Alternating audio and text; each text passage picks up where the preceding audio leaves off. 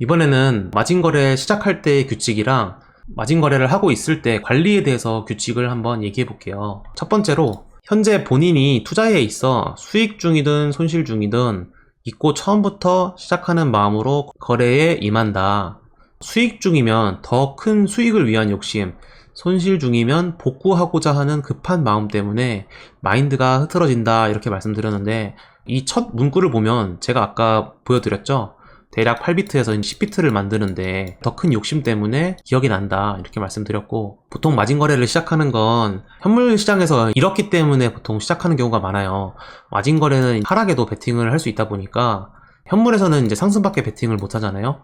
그래서 이런 가능성을 다 보고 좀 내가 여기서 하면은 괜찮게 거래할 수 있지 않을까, 이런 생각이 시작을 하는데, 그래도 현물 거래에서 뭐 잃었던 이런 기억들은 다 잊어버리고 선물 시장에서 처음으로 나는 투자를 시작한다 라는 마음으로 거래에 임하는 게 좋다고 소개해 드린 거고요. 그리고 두 번째를 보면, 비트맥스는 강제 청산 시스템이 존재하기 때문에 위험도 높은 거래를 해서는 안 된다. 이런 마진 거래는 모두 강제 청산 시스템이 존재하잖아요. 현물은 아무리 물려도 마이너스 99%뭐 이런 식으로 그래도 돈이 남지만, 물론 이런 경우도 잘 오진 않아요. 그렇지만 마진 거래의 경우에는 이 강제 청산 시스템이 있기 때문에 돈이 0이 될 수가 있어요. 처음 진입 비율을 낮추어 청산 가격을 멀게 하고 충분히 대응할 수 있을 정도의 여유를 두어야 한다. 그렇지 않으면 잠을 못 잘 것이다. 이 마지막 문장이 굉장히 중요한 건데요. 보통 잘못 알고 있는 게 하나가 있어요. 일반적으로 직장인분들이 많으시니까 직장인분들께서는 이런 말씀을 많이 하시죠. 코인 시장은 24시간 돌아가는데 내가 거래할 시간이 없다. 내가 어떻게 차트를 계속 보고 있냐. 이제 이렇게 말씀하시는 분들이 계시는데, 반대로 차트를 계속 보고 있으면 우리가 방향을 알 수 있나요? 그런 건 아니거든요. 그렇기 때문에 물론 공부를 하려면 당연히 차트를 봐야 되는데, 공부를 하면서 거래를 병행하는 거에 있어서는 사실 우리가 차트를 계속 보고 있을 필요는 없다. 우리가 진입과 청산 가격만 분석을 잘 했다면 그 정도의 주문을 걸어놓고 우리는 일상을 돌아가도 괜찮다는 거거든요. 그 정도로 내가 신경을 안 쓸 수 있을 정도의 돈으로 거래를 시작하는 게 가장 좋습니다. 큰 추세에서 유리한 한 방향에 비중을 두도록 한다. 모든 상승 하락 파동에 수익을 내는 것은 거의 불가능하다. 큰 추세 반대로 진입하다가 물리면 손실이 매우 커지고 결국 마인드가 흐트러지며 자멸하게 될 것이다. 조금 말을 강하게 했지만 제가 마진방에서 항상 강조하는 말이 있어요.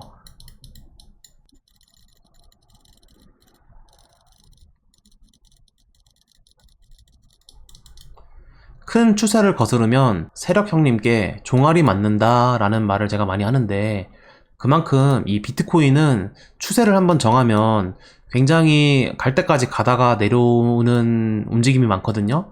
그렇기 때문에 내가 분석했을 때 이게 상승 추세다 라고 생각을 했으면 상승 전략을, 롱 전략을 좀 많이 보는 게 좋고, 이제 좀 하락장이 시작이다, 추세가 꺾였다 싶으면은 숏 전략 위주로 보는 게 좋아요. 하락장으로 봐놓고 잠깐의 반등을 먹기 위해서 롱으로 들어갔다가 이게 내가 생각한 것만큼 반등을 보여주지 않고 하락을 한다면 마인드가 흐트러질 수 있겠죠. 개인에 따라 약 20배 이하의 적절한 레버러지를 사용하길 권장한다. 답이 있는 것은 아니다.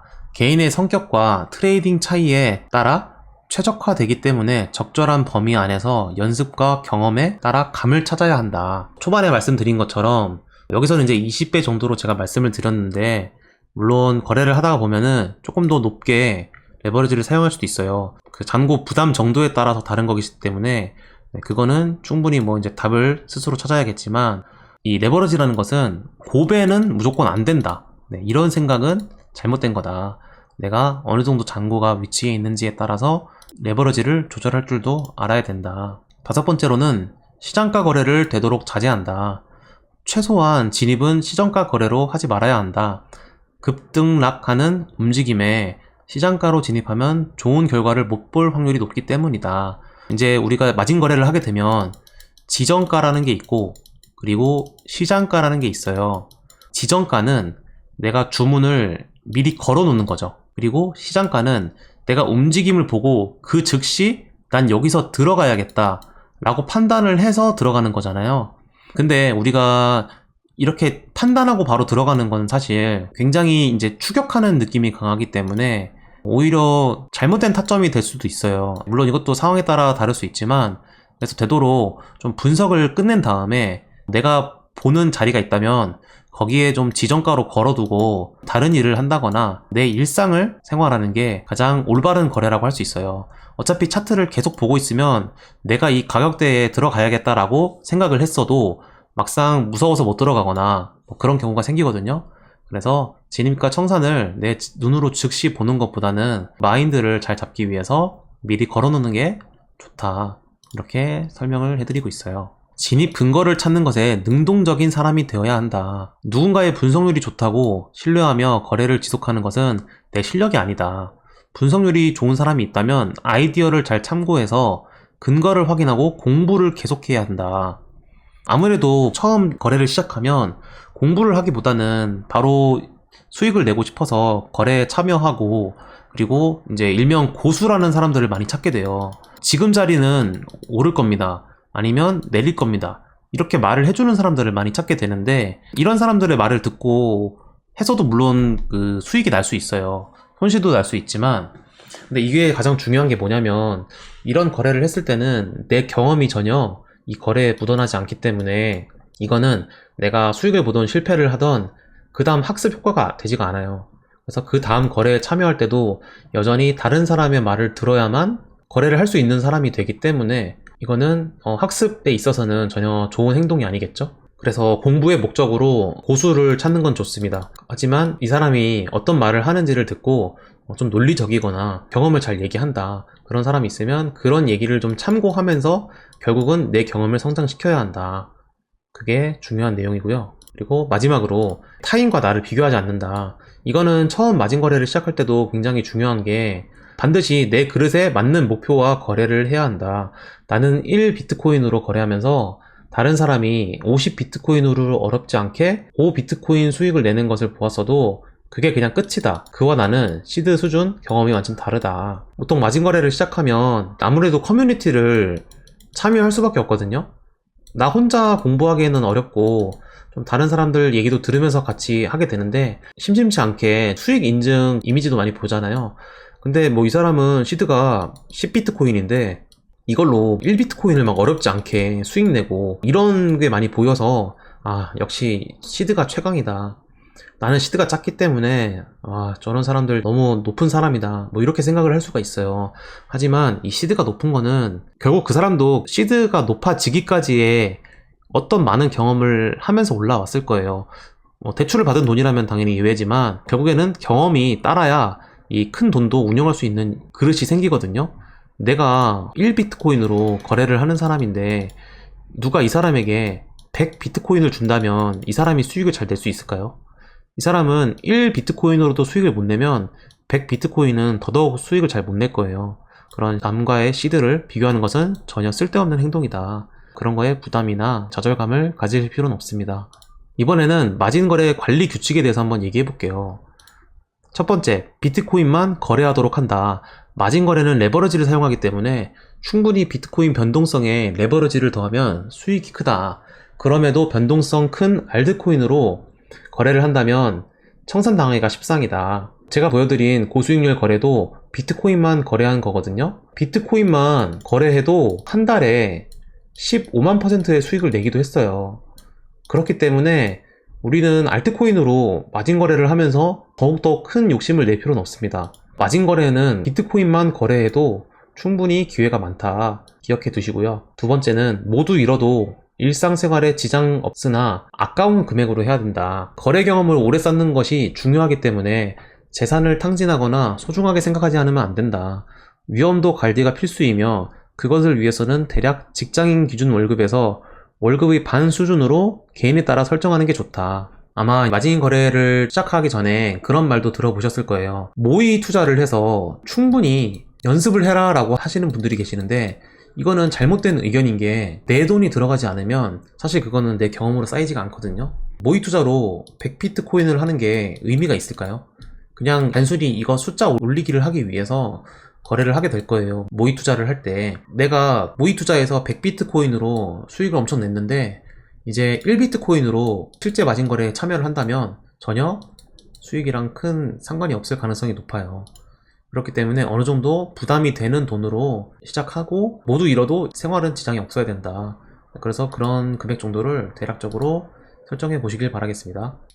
시드 규모가 높아질수록 레버리지를 낮춘다. 시드가 커질수록 많은 물량을 운용하기 때문에 진입과 청산을 원하는 가격대에서 하기 힘들어지고요.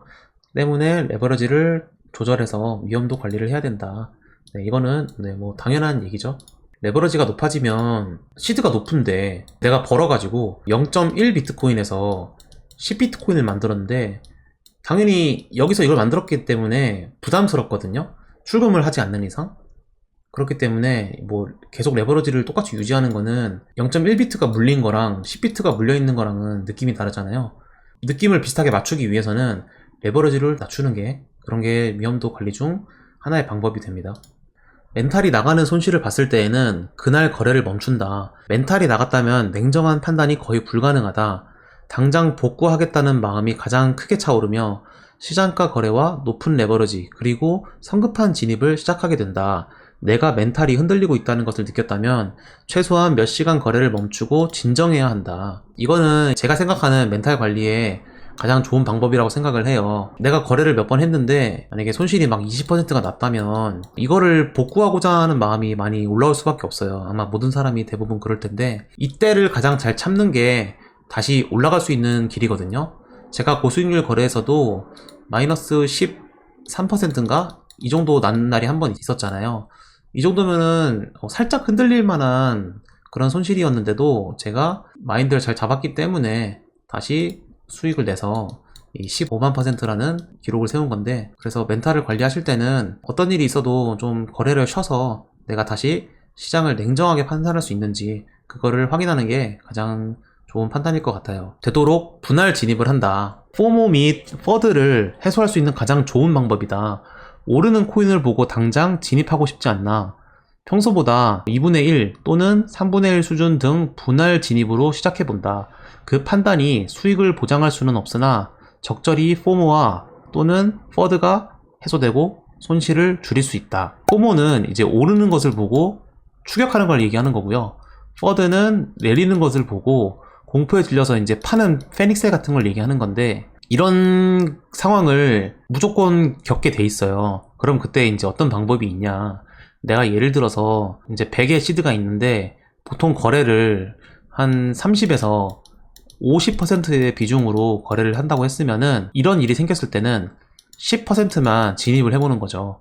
평소에 진입 수준보다 확 낮춰가지고 진입을 해서 거래를 한다는 건데, 이렇게 거래를 하게 되면 만약에 포모를 해서 방향이 잘 맞았으면 수익이 나겠지만 10%라서 적다고 실망하지 말고 내가 이거라도 수익을 그래도 냈다. 굉장히 어려운 자리였고 어려운 때였지만 다행히 이 정도라도 내가 건졌다라고 생각을 할 수가 있고요. 만약에 반대로 방향이 틀렸다면 10%만 들어간 게 다행이다. 역시 어려운 자리였기 때문에 내가 손실을 보긴 했는데 다행히 물량을 조절했기 때문에 큰 손실이 아니기 때문에 이 판단을 빨리 손절할 수 있다. 네, 이렇게 생각을 할 수 있거든요. 그래서 분할 진입은 매우 중요하다. 손익비보다 승률에 신경 쓰도록 한다. 손익비가 좋은 자리라는 말을 많이들 하지만 진짜 중요한 것은 승률이다. 내가 진입하고 수익으로 청산하는 경험을 쌓아야 다음 거래에도 자신감이 생기고 더욱 좋은 판단을 이끄는 요인이 된다. 손익비 좋다고 남발했다가는 잦은 손실로 멘탈이 나갈 수 있다. 손익비라는 것은 예를 들어서 현재 시세가 이렇게 박스권을 형성하고 있다고 생각을 하면 이 박스권이 깨지지 않는다는 분석에 따라서 이런 데서 진입을 해볼 수 있잖아요. 상승 가능성을 보고 진입을 할 수 있는데, 이게 만약에 깨져버리면 여기서 손절을 하면 되니까 손익비가 좋다 이렇게 얘기를 하는 거거든요. 근데 이제 이런 자리에서 내가 이 분석이 또 틀릴 가능성도 몇 번 있기 때문에 이게 손절이 결국 두세 번 되면은 또 마인드가 틀어질 경우가 있어요. 그렇기 때문에 내가 되도록 진짜 손절을 안 하기 위해서 내가 아는 자리에서 거래를 하도록 힘쓰는 게 훨씬 중요하다고 할 수 있습니다. 나름 투자 기간이 길었음에도 감이 느껴지지 않는다면 마진 거래를 접는다. 약 6개월간 마진 거래를 경험하였으나 시작 시드에 2배를 만들어 본 적이 없다면 접는 것이 좋다. 사실 마진 거래에서 2배를 만드는 것은 쉽다. 이것마저 경험하지 못했다면 앞으로도 돈을 잃을 확률이 높기 때문에 좋은 결정을 할 수 있도록 다시 생각해 보길 바란다. 지금 뭔가 마진 거래는 이렇게 좋다, 수익을 막 한 달에 15만 %를 냈다, 좀 이런 얘기를 하다 갑자기 접으라고 얘기를 했는데, 저도 지금까지 이제 또 거래를 하면서 이런 고민을 많이 했어요. 손실을 진짜 계속 내게 되면 계속 연속으로 낼 때가 있거든요. 이럴 때 마인드를 제대로 잡지 못하면 더 무너질 가능성이 높아지는데, 이런 걸 내가 잡을 자신이 없다면 나는 이 시장에선 좀 어렵겠다라고 좀 판단을 하는 것도 괜찮은 방법이에요. 마지막으로 이렇게 말씀을 드리겠습니다. 그래서 종합해서 한번 얘기를 해보면, 마진 거래를 배우는 가장 좋은 방법은 뭐냐, 이제 내가 마진 거래를 시작하고 싶은데 뭘부터 하면 되고 어떻게 해야 되냐, 이거에 대해서 제가 한마디로 정리해 드릴 수 있는데, 트레이딩과 기술적 분석을 배워야 됩니다. 그리고 실제 거래 경험을 병행합니다. 이게 이 시장에서 돈을 벌 수 있는 가장 좋은 공부 방법입니다. 이거보다 더 좋은 방법은 없으며 쉬운 길을 찾아서도 안 됩니다. 아마 그런 얘기는 들어보신 적이 없을 거예요. 어떤 사람을 계속 따라해서 거래했더니 내가 경제적 자유를 얻어냈다, 이런 얘기를 들어본 적이 있으신가요? 이런 트레이딩이라는 거는 꾸준히 계속 해야 되는 거기 때문에, 꾸준히 계속 좋은 성적을 내면서 이거를 도움을 줄 수 있는 사람은 없어요. 한두 번 정도는 수익을 낼 수 있게끔 해줄 수 있지만, 계속 지속하기 위해서는 결국 내가 그 힘을 갖춰야 된다라는 뜻이거든요. 그리고 이 마진 거래는 하다가도 언제든지 자신이 없어질 때도 있고, 그리고 언제는 또 너무 지나친 자신감을 가질 때도 있어요. 그래서 그런 것들을 조절하기 위해서는 내가 스스로 트레이딩과 기술적 분석을 공부하고 실제 경험을 통해서 이 상승장과 하락장, 그리고 횡보장, 이 모든 장세를 다 겪어야만 좀 감이 생기면서 원하는 거래를 할 수 있지 않을까. 그래서 이렇게 가장 좋은 방법을 정리해 봤습니다.